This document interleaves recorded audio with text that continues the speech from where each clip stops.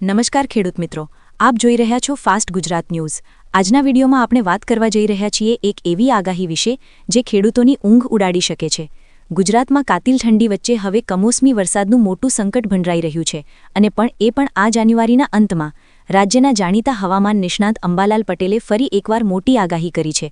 આ વિડીયોમાં તમને જણાવીશું માવઠું ક્યારે પડશે, કયા જિલ્લામાં મોટો ખતરો રહેલો છે, ખેડૂતોને કેટલું નુકસાન થશે અને તેના બચાવ માટે શું કરવું વગેરે માહિતી માટે આ વિડીયોને અંત સુધી જરૂરથી જોતા રહો।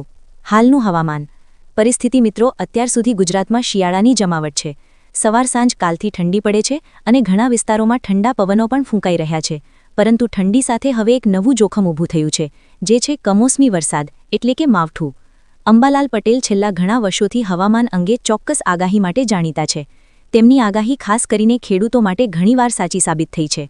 16 થી 21 જાન્યુઆરી વેસ્ટર્ન ડિસ્પેન્ડની એન્ટ્રી।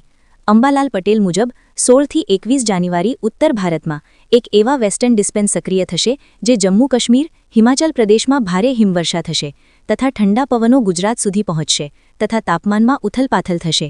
22 થી 26 જાન્યુઆરી સૌથી મોટો ખતરો રહેલો છે। આ સમયગાળામાં ખૂબ જ મહત્વનો છે મિત્રો। અંબાલાલ પટેલ કહે છે કે આ સિઝનનો સૌથી મજબૂત વેસ્ટર્ન ડિસ્પેન્ડ છે જે ગુજરાતના હવામાનને સંપૂર્ણ બદલી નાખશે। માવઠાની સૌથી વધુ શક્યતા પણ રહેલી છે, જેમાં સૌરાષ્ટ્ર, કચ્છ, દક્ષિણ ગુજરાતના કેટલાક ભાગોમાં જોરદાર વરસાદ પડશે, જેને વરસાદના લીધે જીરું, ઘઉં, રાયડો અને કેરીને ભારે નુકસાન થઈ શકે છે।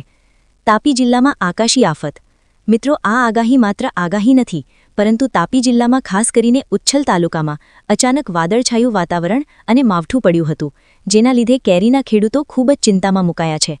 ઉચ્છલ સાથે વેરા, વાલોડ, સોનગઢમાં પણ વધારે વાદળછાયું વાતાવરણ રહ્યું છે। ફેબ્રુઆરીની શરૂઆત પણ જોખમી। અંબાલાલ પટેલ મુજબ 29 જાન્યુઆરીથી 5 ફેબ્રુઆરી હવામાનમાં અસ્થિરતા રહેશે તથા ફરી વરસાદી સિસ્ટમ બનશે, તેથી ખેડૂતોમાં ચિંતા પ્રસરી છે। ખેડૂત મિત્રો, જાન્યુઆરીના અંતમાં માવઠાનો ખતરો રહેલો છે, જેમાં 22 થી 26 જાન્યુઆરીમાં સૌથી વધારે જોખમ રહેલું છે, જેમાં સૌરાષ્ટ્ર, કચ્છમાં વધુ અસર રહેશે અને ખેડૂતો માટે લાતબત્તી સમાન સમાચાર છે। અંબાલાલ પટેલ દ્વારા ખેડૂતો માટે ખાસ સલાહ આપવામાં આવી છે। પાક કાપણી શક્ય હોય તો વહેલી કરો અને સિંચાઈ ટાળો, તૈયાર પાકને ઢાંકી રાખો અને સ્થાનિક હવામાન અપડેટ પર નજર રાખો। દર્શક મિત્રો, આ વિડીયોમાં આપવામાં આવેલી સંપૂર્ણ માહિતી મીડિયા રિપોર્ટ્સ અને હવામાન નિષ્ણાતોની આગાહી પર આધારિત છે।